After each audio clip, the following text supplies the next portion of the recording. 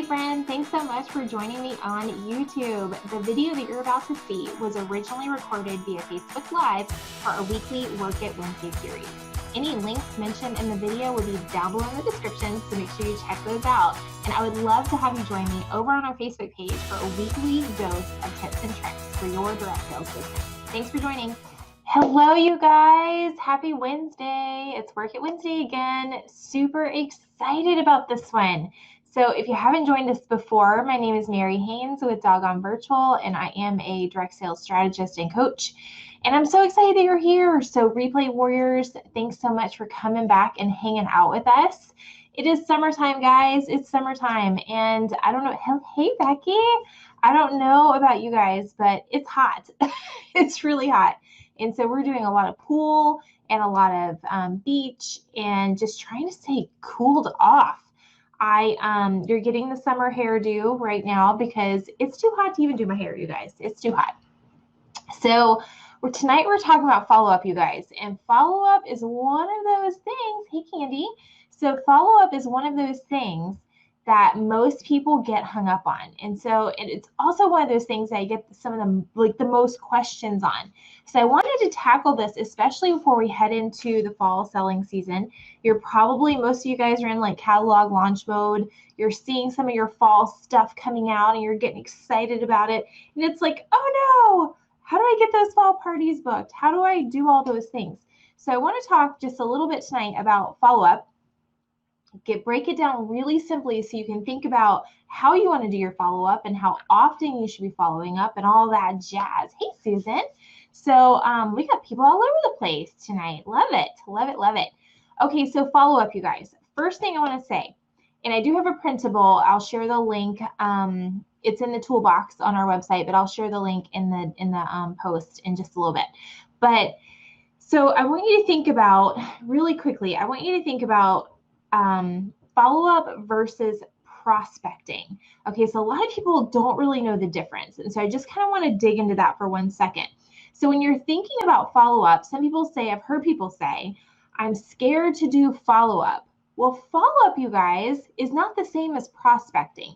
I totally get if you're a little nervous about doing some prospecting, but follow-up is when someone has already chosen to engage with you in your business.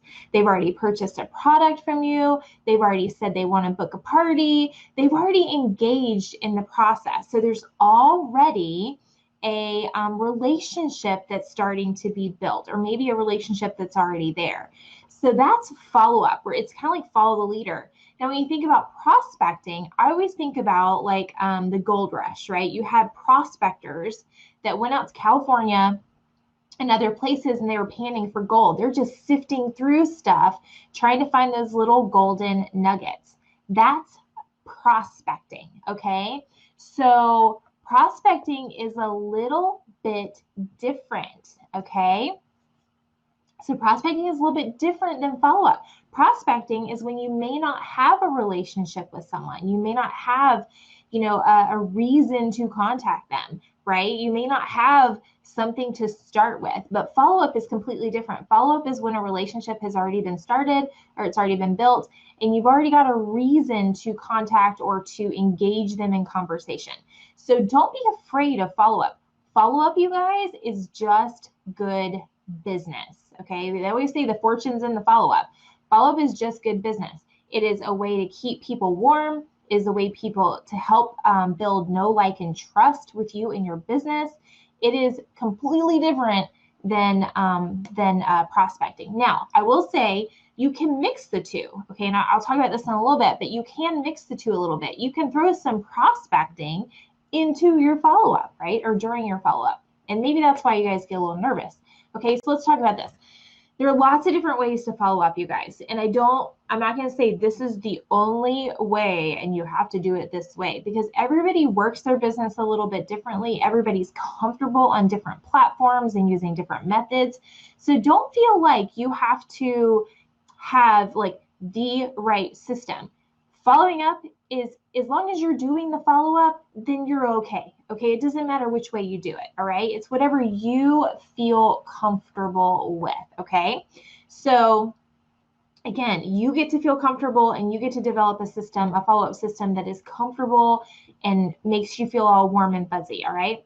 But you do have to do follow-up, you guys. And I'm just going to say right now, people have asked me this before. So what do you do if you've been a slacker on the follow-up? Like if you've never followed up? And I had the worst guilty conscience in my business because I wasn't following up. I didn't really know how. I'm a perfectionist procrastinator, so I didn't have the perfect system, so I didn't even start. Anybody else like that? I'm totally like that. So I have to understand it before I start. I've learned, methods to get past that and get past my perfectionist tendencies. But if I didn't really understand it and I didn't have a perfect system and I didn't know exactly what I was going to say, I wouldn't even start because I don't want to get overwhelmed with the process. So follow up, you guys. If you haven't been doing this and you feel really guilty that you haven't touched base with your customers and you're like, I've been horrible at it. How do I even go back? Just start. Okay. That's what I'll say. Just start. It's okay. I will tell you, even if you start where you are right now, you're still doing more than most of the other business owners out there, most of the other direct sellers out there. So it's okay to just start. Wherever you are, just start. Okay.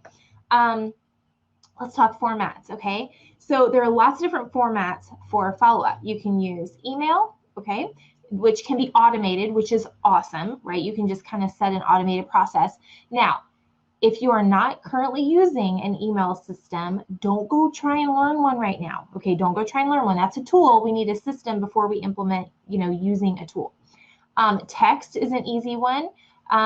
Messenger, we're all on Facebook, you guys. So follow up via Messenger is totally fine as well. It's totally acceptable. Now, if you're not friends with them, that's a little bit harder. You may have to default to text or email.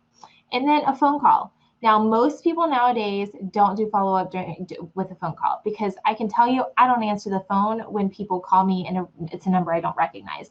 It's not my favorite way to do follow-up, but if you already have a relationship with this person via phone, like you would normally call them, a phone call may be okay? And phone call may be totally fine.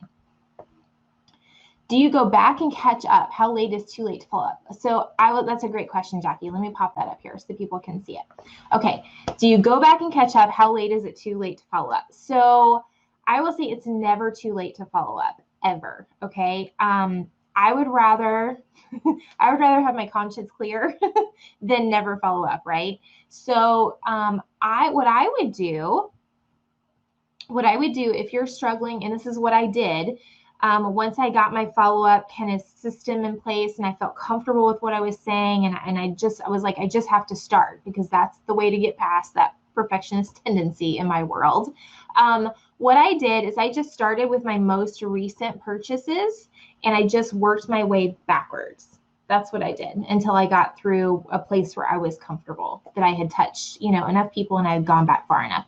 So depending on how long you've been in the business, that could be years, and maybe that is just a huge email. If, I don't think you have to go back years. I think a year is probably a really good kind of benchmark, and that's just out of my head. That's not like an industry thing. It's just, if you've been in the business for several years, 10, 15, 20 years, there's no way you can go back and follow up with all those people. So there has to be a cutoff somewhere. So I would say start with your most recent purchases and then work your way backwards until you feel, like you've done enough. Okay.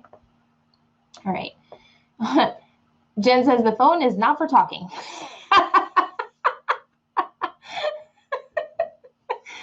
That's so funny. It's for social media and for messaging and all those other things, right, Jen? Okay, so you can choose your format, whatever you feel comfortable with. Email, text, messenger, phone call, okay? Those are the basic ways that you can do some follow-up. Now, I'm going to give you a very, very simple 3-step formula, and you get to build this however you want. You ready? So the first follow-up, and again, these are people that have chosen to engage with you. So I'm going to give you an example when someone purchases something. So let's pretend Jen purchased something from me. That first follow-up is going to be a thank you for your order. Okay, that first contact is going to be a thank you for your order. And I'm going to give them very important info, like when they should expect their order, how to connect with me for any questions, things like that. Because I want to make sure that they've got all the tools, all the resources that they need. If they've got a question, I want to I want to be preemptive with my questions. I want to answer the question before it's even asked, because then I look like a rock star, right? So if I know with COVID, everybody's a little bit different right now, but if it normally takes about 2 weeks for someone to get their product, or a week, then I'm going to say something like, I'm going to let them know that. I'm going to say you should expect your product in about 2 weeks. However, they're going to get shipping information. If I'm going to have to send that manually, or if your company automatically sends that, I'm just going to let them know, here's what to expect, okay? And then how they can contact me. Now, one of the ways that they can contact you, if you have a Facebook group, a VIP group, a customer community that you are active in, you're consistently posting, you have a community built there, or even if you're working on building that community, make sure you connect them to that. Hey, if you want some more tips and tricks on home decor, you want some more tips and tricks for dinners, or if you want to hang out some more, here's where we can connect. Because you guys, that's going to build some serious know, like, and trust. They're going to feel very connected with you. And that's an easy ask, you guys. It's a very easy ask. And it's providing them with extra value. Hey, I'm going to offer you additional things over here. Come on over and hang out. And then just drop the link so they can join, okay? So that's the first one. Do you reach out, follow up with people who like a post on your page or just purchase? That's a really good question. So Wendy said, do you reach out or follow up with people who like a post on your page or just purchase? I have never reached out to people who just like a post on my page. I would do purchases. I would do people who have engaged with me around hosting or the business, where they have, or they said, hey, let me know when a specific product is on special. So those are the people that I'm following up with. Liking a post is not really engaging with you in the business. It's just liking a post. I can like a post and not really have any interest in what they're selling, right? Just because I think it's a cool post. So yeah, so that's, I not really. That would be more prospecting than follow up. Okay, so hopefully that answers that. All right. So the next thing, the second follow-up, so you got our first follow-up. This is an order confirmation. Thank you. You're awesome. Here's how we can connect some more. Here's what you can expect from me. And here's how, we can connect. Second one, we want to ask them, did you get your order? Did you get it, right?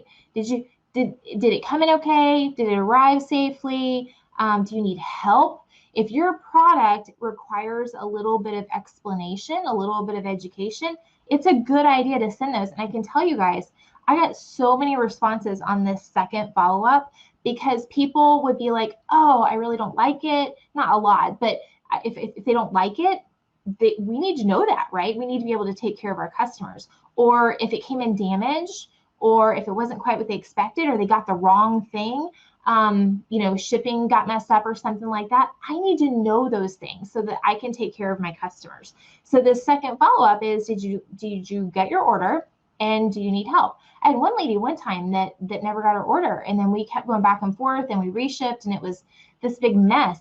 But come to find out, someone in her neighborhood was like watching the FedEx truck and was stealing boxes off of someone's porch, off of people's porches, as soon as the boxes were delivered. So I would have never known that if I hadn't reached out to her and said, hey, did you get your product? Okay. So if you are, just FYI, you guys, if you are in a situation right now where your shipping is delayed, and I think that's pretty much everybody, even Amazon, right?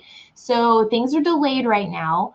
You may want to put another follow-up or another couple of follow-ups, depending on how long it is, in between, just to say, hey, I am watching your order. Currently, we're shipping items that were ordered on blah, blah, blah date. This is the date, that this is the date that you ordered. I just want to let you know I am on top of it. This is just going to give them a little warm, fuzzy feeling that you're taking care of business, right? So you may want to add a couple more things in there, just depending on where you are. And I know, you guys, this is time. I know it's time. I've been talking to a lot of people who, you guys are really backed up, or products are getting put on back order, or products aren't available anymore. You guys, I get it. It's a weird time that we're in, but if you have zero control over that. So if you can stay on top of it by just keeping contact and just a little warm, hey, I'm on top of this thing. It will make your customers feel so much more confident, and they will really build that know, like, and trust with you. Okay. So the second follow-up is, did you receive your order and need help? And I would time this with a couple days after they would have received their order. Okay. And again, this could vary with shipping times, but if you know roundabout when they're supposed to receive their order, that's when I would time that follow-up is a couple of 2 to 3 days after that. Okay. And then the third one is a little more of a long-term follow-up. This is just, are your products still holding up? Are your products still holding up? Is everything still okay? If you sell a consumable product, do you need refills? That's hello. Okay, I told the story before, but I purchased, I won't tell what company it was. I purchased something one time that was a consumable product and I loved it. And I ran out of it and I had no idea how to reach out to the person. And then I just kind of lost track. But had she sent me a message, I know she should know if you sell a consumable product, you should know about when people run out, right? So if she had followed up with me right after I was supposed to run out or right before I should have run out and said, hey, just checking in to see if you still love your blah, blah, blah. Do you need any refills? I would have been like, girl, order me 6.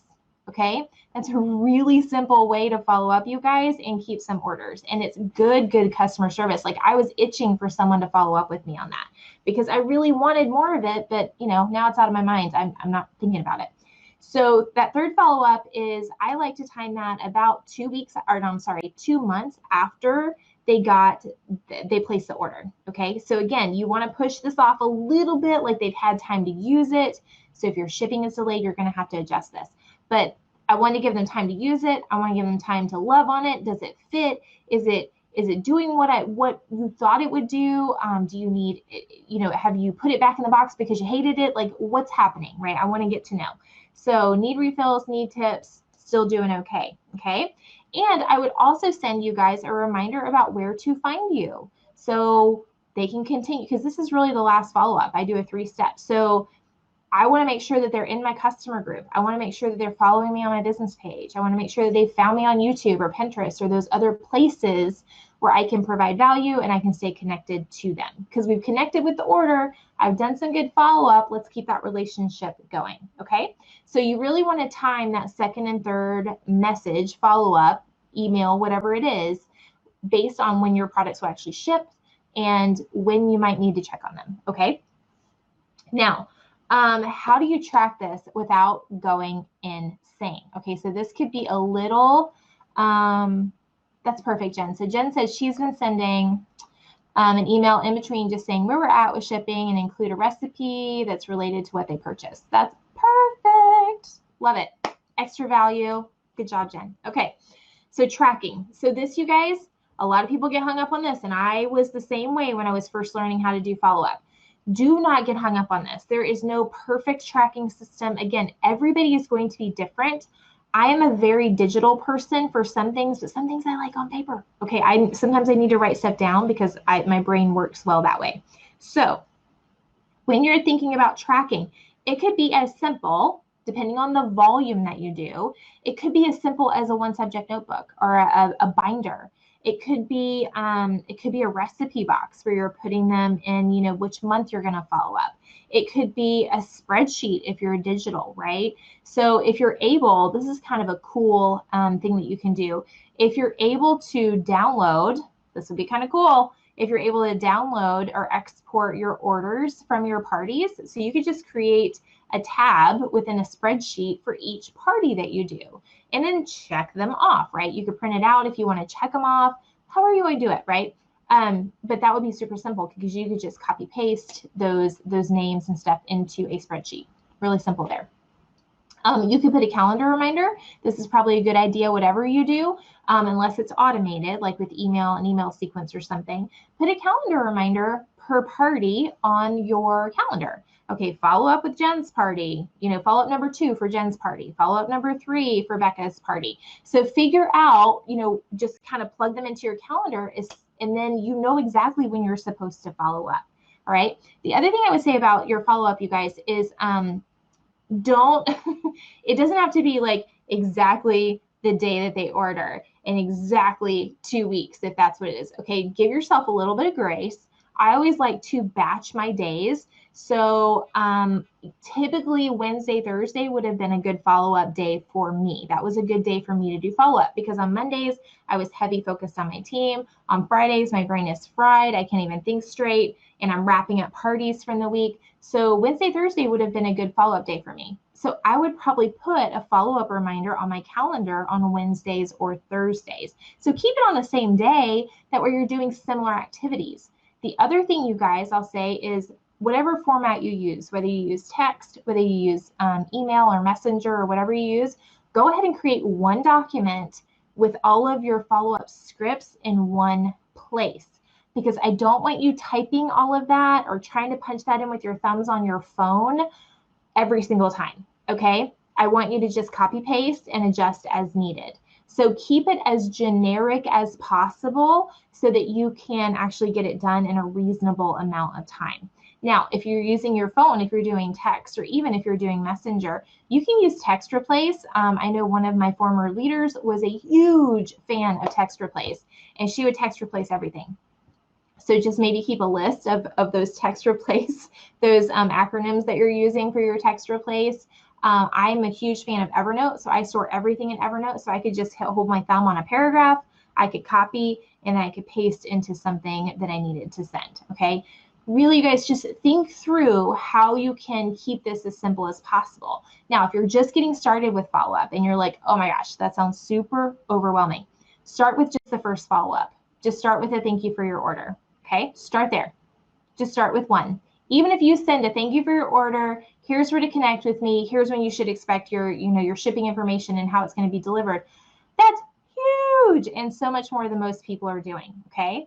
Then after you get comfortable with that and you get into a rhythm with that, then add in the second follow-up and then maybe add in the third, okay? So don't feel like you have to do all of this at once. That's just, it's learning something new, and you may feel a little stressed about that. So I don't want you to feel stressed. I just want you to do the follow-up. Okay. I use an app called Sell with AMI. It reminds me and auto-populates text. That's perfect. I set reminders in Google Calendars. Then when I do the second follow-up, I just change the next due date. That's perfect. Monday list. Perfect. Write my scripts and email draft copies. That's perfect. So Susan sends hers via email. And so you can actually save most email providers. You can save a template or you can save a draft, and then you can just you can send it that way. It's super simple, you guys. Super simple. So figure out which way you want to do it. What are you going to do? Email? Are you going to do text? Are you going to do Messenger? Probably not a phone call, right? Then, okay, what's the best way for me to get that information? Is it going to be with an Evernote or a Google Drive document? Is it going to, or a Google Doc? Is it going to be text replace? Is it going to be saving a template in my email? Like, where's the best place for me to store this stuff, right? And then figure out your timing for your emails, or for your follow-up, not your emails. Figure out your timing for your follow-up. Am I going to start with just one? Am I going to try two? And where am I going to put my reminders? How am I going to keep track of that? And listen, you guys, don't overthink this. Don't overthink it. It could be as simple as a text message. Thank you for your order. Again, if you just do that, you're going to have so much love coming to you from your customers, because most people don't do it. It's a great first step, so don't be overwhelmed. So you guys, I did have on there's a little cheat sheet if you just need a recap. And then also it's in the Direct Sellers Toolbox. I'm going to post a link in just a minute. There's also a little tracking sheet that just has, if you want to use paper, if you're a paper person, you can use this. And I have it set up as a 2-day, 2-week, 2-month, but you could use it, follow-up 1, follow-up 2, follow-up 3. Again, your time frames are going to vary. So this is a way that you can just track it on paper if you want to. You could create a spreadsheet with those columns. You guys, the sky is the limit. So don't get bogged down in having the perfect system, or it has to be digital when I really like paper. You do what works best for you, as long as you do it. Just get started. Okay, you guys? All right. That's it, you guys. Go do some follow-up. If you haven't been doing follow-up, fall on the sword. Say, I'm sorry. Sorry, I haven't been doing any follow-up. If you do want to go back, you guys, if you do want to go way back, you could just say, hey, Susan, I'm just doing some quick follow-up. to see how your products are holding up. Is there anything I can help you with? So you can just start with that if it's been a while, okay? Or I know I haven't touched base in a while. Just want to see how you're loving your products. Is there anything I can help you with? Okay. Acknowledge that you haven't made contact in a bit. Acknowledge, fall on the sword and just give them the opportunity to engage with you again. Okay. All right, you guys, I will post the link up in the description, the post, text, whatever that's called up there. And feel free to share if you have team members that need to learn about follow-up. And a simple system, it's not complicated. You just have to do it. And you guys, if you haven't joined us over in our membership group, we're doing some really fun stuff this month on Pinterest. And then next month, starting in August, we're doing a back to school, back to business. It's going to be boot camp style. We are covering so many things to get you guys ready for the fall season. It's super exciting. Okay, so Colleen said, do you know if we're able to export context and parties in PC? I don't know that. My PC people, you guys help Kalina out. I don't know. Sorry. There was a cool feature when we did Facebook parties and events that you could export the guest list. You can't do that with groups though. So if you're using Facebook events for your virtual parties, you used to be able to, I haven't checked this in a while, but you used to be able to export. And that was pretty cool. Oh, yay. Thank you, Sharon. Oh, you can. Becca says you can. There you go. Easy peasy. Easy peasy. Love that. Love it. That's exciting. Okay. All right, you guys have a fabulous rest of your Wednesday evening. We're halfway through July. I can't even believe it. It's so exciting. So exciting. Moving into the fall. The fall season is magical, you guys. It's so magical. I love the fall selling season. So we're going to have lots of fun around here. All right. Have a fabulous night, you guys. And I'll talk to you soon. Bye, guys.